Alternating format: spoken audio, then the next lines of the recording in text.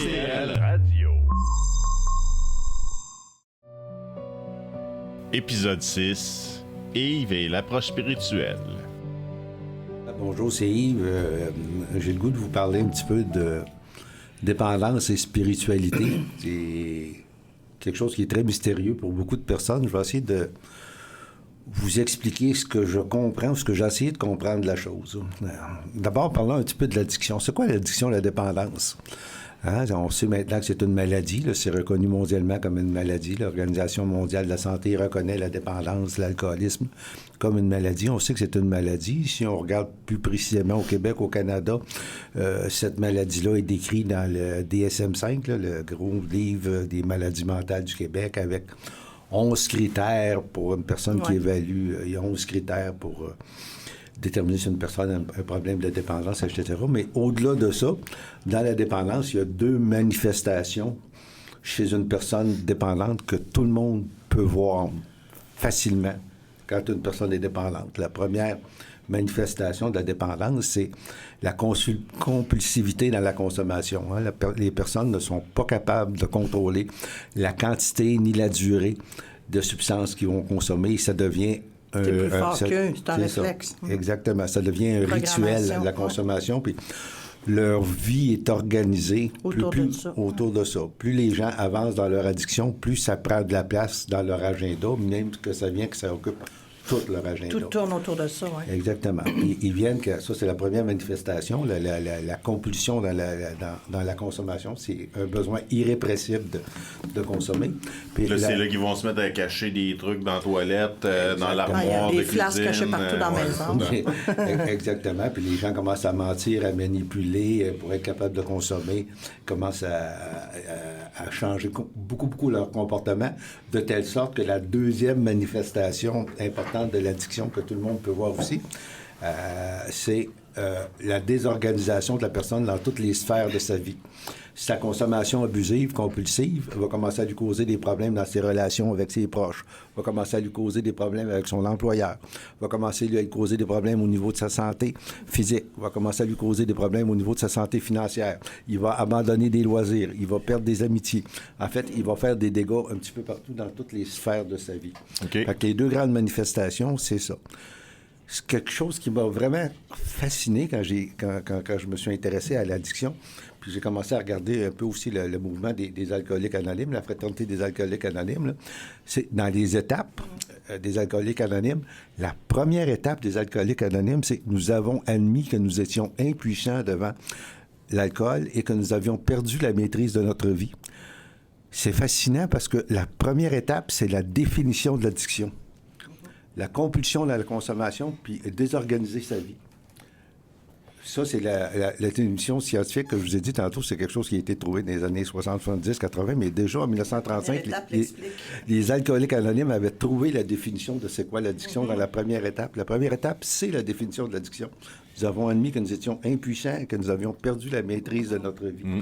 Alors ça m'a tout de suite fasciné. J'ai dit, il y a quelque chose là. Il y a quelque chose là dans les étapes des alcooliques anonymes. Donc, après vous avoir défini c'est quoi l'addiction, on essaie de comprendre comment ça s'installe dans la vie d'une personne, l'addiction. Pourquoi il y a des personnes qui vont développer de l'addiction puis d'autres ne développeront pas de l'addiction.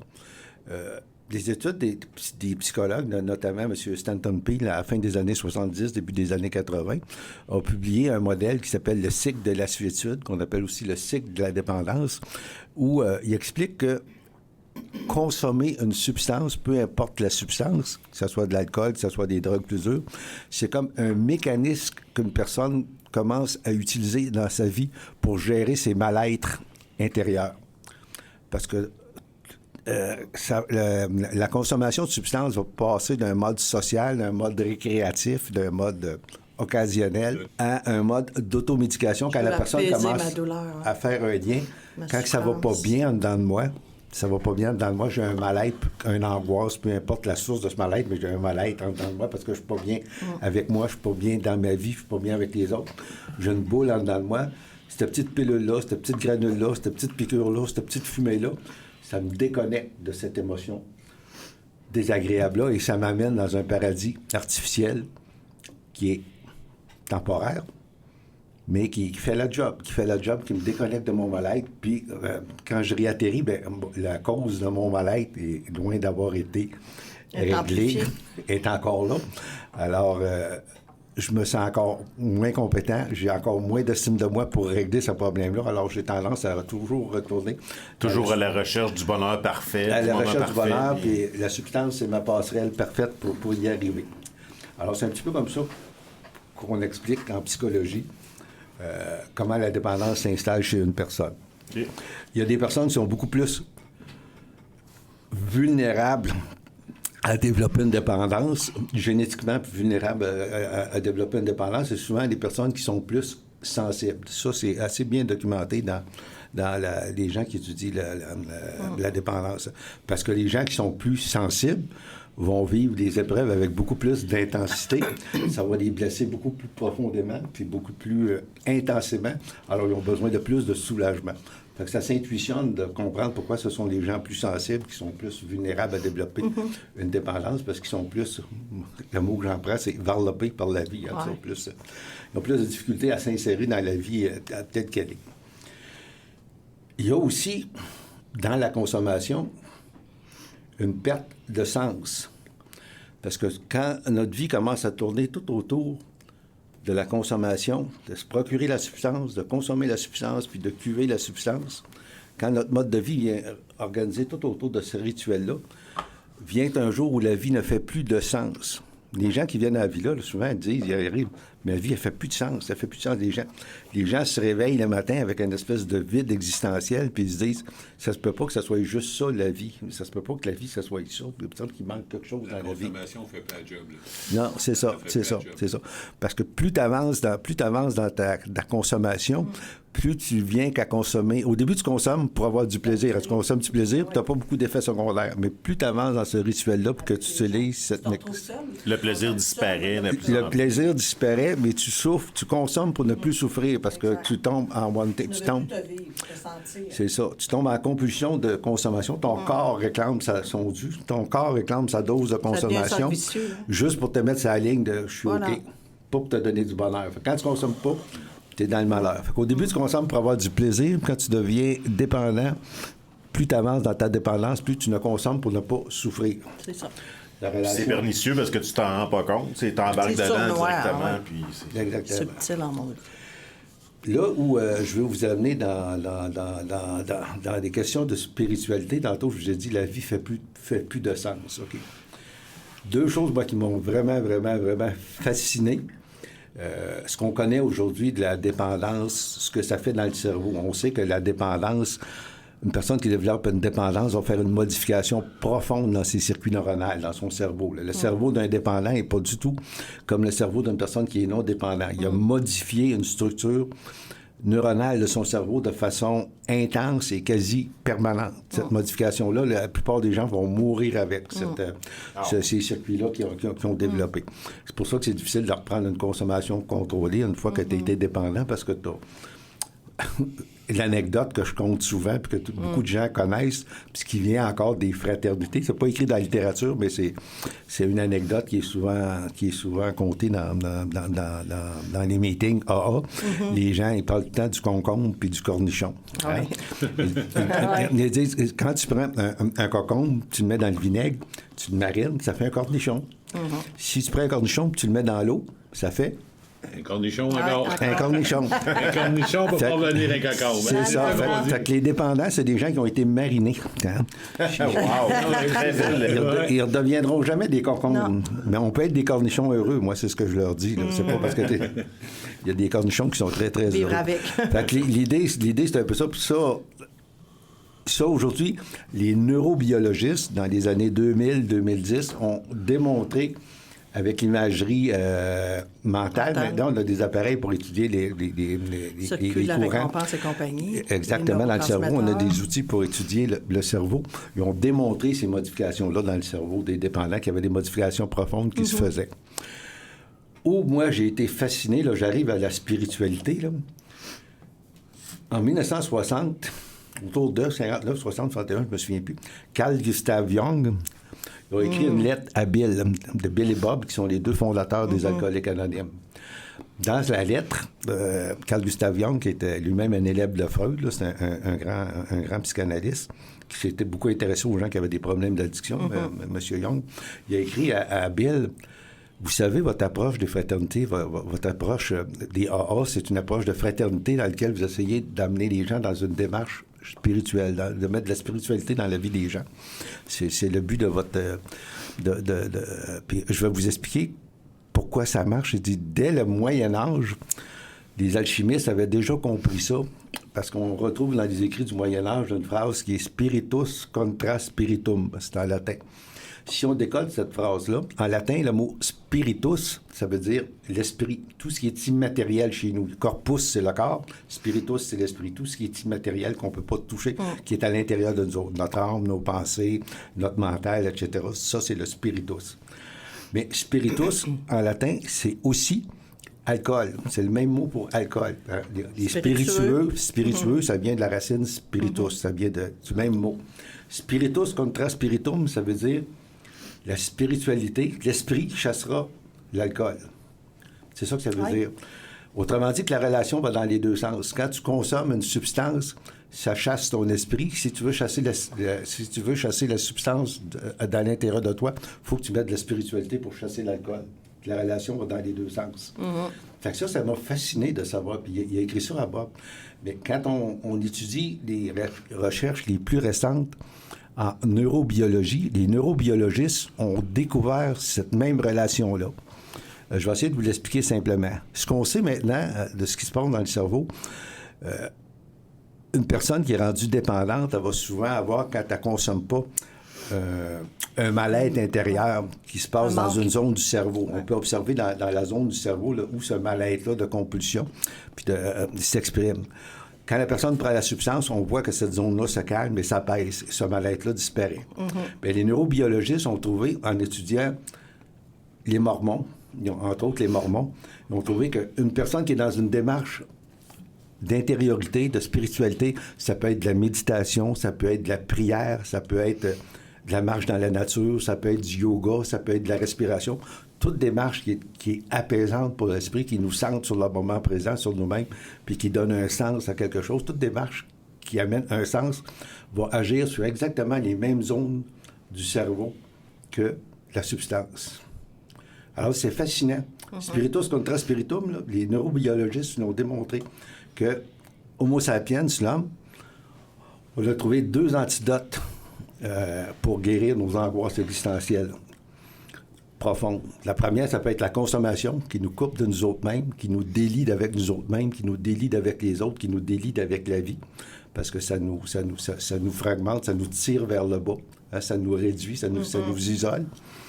Mais la substance va calmer ces angoisses-là, va nous enlever le contact avec ces angoisses-là, ou il y a la spiritualité, une démarche de spiritualité qui, elle, nous tire vers le haut, nous permet de faire le sens et de calmer ces mêmes angoisses existentielles-là.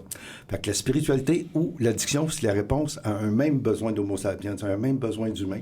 C'est pour ça que les fraternités fonctionnent depuis 80 ans, là, parce qu'ils viennent remplacer le besoin que l'homme essaye de combler avec une substance, il vient le remplacer par une spiritualité. Autrement dit, la personne qui réussit à mettre du sens dans sa vie, mettre du sens, c'est accepter la vie, la comprendre, l'accepter telle qu'elle est, et non telle qu'on voudrait qu'elle soit. C'est mettre l'ego à zéro. Accepter ce qui est, c'est pas évident. C'est ça, accepter qui est. Hein, accepter les choses qu'on ne peut pas changer, comme notre comme dans la belle prière. La prière de la sérénité, donnez-moi la sérénité d'accepter les choses que je ne peux changer, le courage de changer les choses que je peux, et la sagesse d'en connaître la différence. Cette prière-là, qui est utilisée chez les alcooliques anonymes, là, qui est la prière fétiche des alcooliques anonymes. En fait, c'est la philosophie des stoïciens. Puis c'est pas une prière catholique, ça. Non, c'est la philosophie des stoïciens. Les stoïciens disaient que l'univers, logos, l'univers, ils appelaient ça le logos, se divisait en deux. Tu avais toutes les choses sur lesquelles l'homme avait un pouvoir d'action. Tu avais toutes les choses sur lesquelles l'homme n'avait aucun pouvoir d'action. Puis il disait qu'un homme, pour se réaliser, devait garder son énergie et son attention pour agir sur le quoi il avait un pouvoir d'action et accepter inconditionnellement tout ce qu'il ne pouvait pas changer, que ça faisait partie de la game, entre guillemets. C'est ça. C'est pour ça que dans le processus de la spiritualité, Yves, là, moi, ce que je souhaitais que tu enseignes, que tu donnes comme message, que tu transmets comme message, c'est de venir démystifier justement la religion catholique, les bondeutismes et la spiritualité. Il y a une différence. C'est ça que c'est pas juste la religion, Non, quoi que ce non, soit. non, Là, c'est non. au-delà de ça. C'est ce que je voulais que Yves transmette. Ce qu'il faut comprendre, c'est vrai que j'ai peut-être fait un raccourci, mais pour beaucoup de gens, particulièrement au Québec, quand ils entendent le mot spiritualité, ils entendent le mot religion, ils entendent le Absolument, mot ils font catholique. pas la différence. Ils entendent les curés, etc., tout le contentieux. Puis on sait aujourd'hui à quoi est associée la C'est ça, religion. c'est ça. C'est pas toujours c'est pas ce qui est joyeux. plus beau, Ça. non, c'est ça. L'image que je pourrais vous donner, la différence entre la spiritualité et la religion, imaginez-vous dans l'océan, avec plein de poissons, puis un aquarium dans l'eau de l'océan avec 3-4 poissons rouges dedans. La religion, c'est l'aquarium avec 3-4 poissons rouges dedans. La spiritualité, c'est l'océan avec tous les poissons. La religion, c'est une forme de spiritualité, mais c'est pas la spiritualité. C'est un des outils qui peut nous Mais permettre pourtant, ça a de mettre une contrôlé spiritualité. l'humanité pendant C'est ça. longtemps. La religion, Ça c'est quelque contrôle chose... encore. La religion, c'est quelque chose d'assez horizontal. Il y a beaucoup d'hommerie dans la religion. Dans la religion, ça a un caractère collectif, ça a le caractère d'un système organisé, ça a des cadres externes, ça a un sentiment, ça a des dogmes, ça a des lois, ça a un cadre La religion oblige. qui est géré par les hommes. Mais ça vient de très loin. Les anthropologues qui font des recherches sur l'histoire de l'humain, d'aussi loin qu'on peut regarder dans le développement de l'humanité, toutes les civilisations, les groupes, etc., ont tout le temps eu des rites religieux, des rites de passage, des religions. Ça fait partie de notre nature humaine profonde. Et des cultures. Des cultures d'avoir une religion, parce que Homo sapiens, ça veut dire conscient, l'homme conscient. L'homme a besoin de comprendre son environnement, d'expliquer des choses. Les choses qu'il ne peut pas expliquer, il a donné ça, demandé aux dieux de lui expliquer les affaires qu'il ne peut pas expliquer. Voilà. Alors, on a tout le temps eu besoin d'avoir des dieux dans notre vie pour être capable de comprendre l'univers puis donner des sens à l'univers.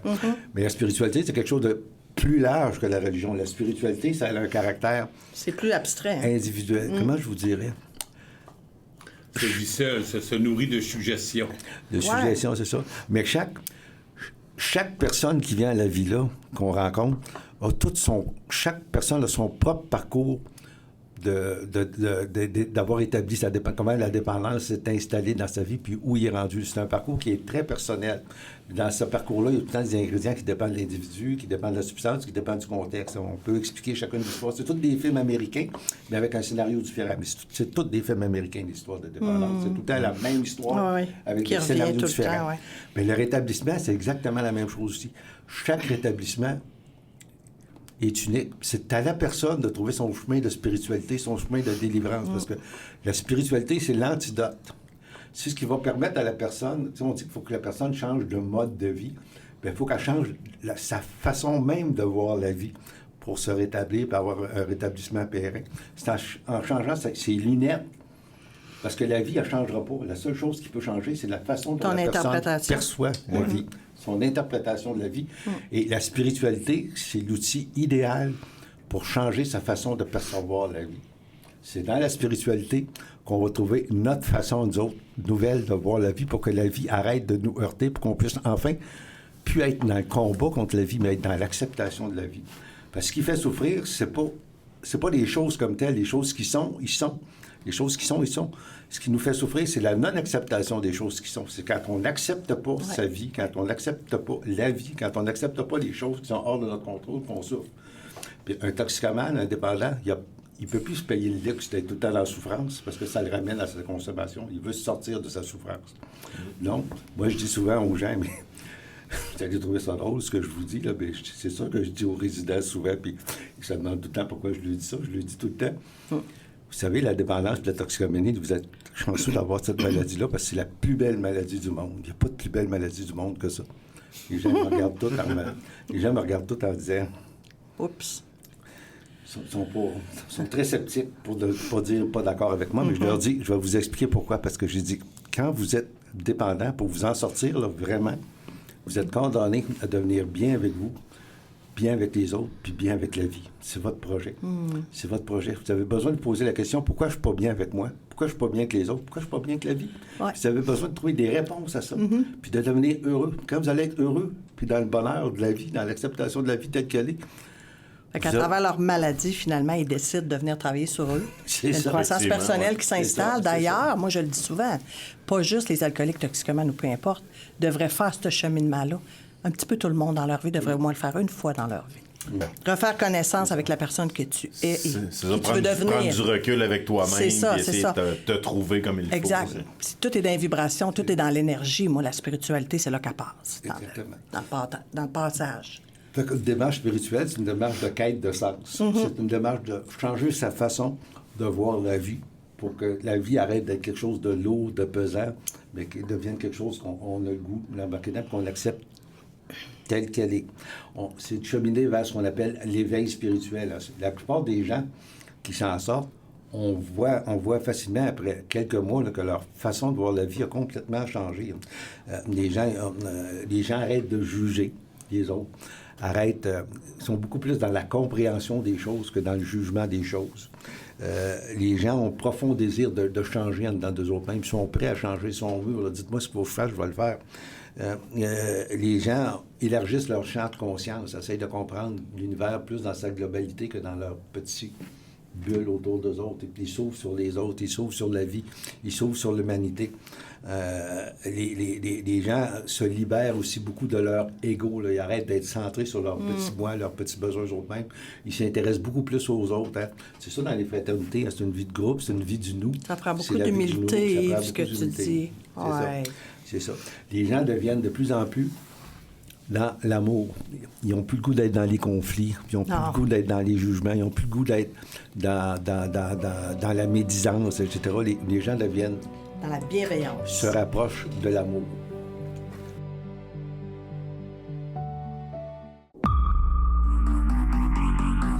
STL Radio.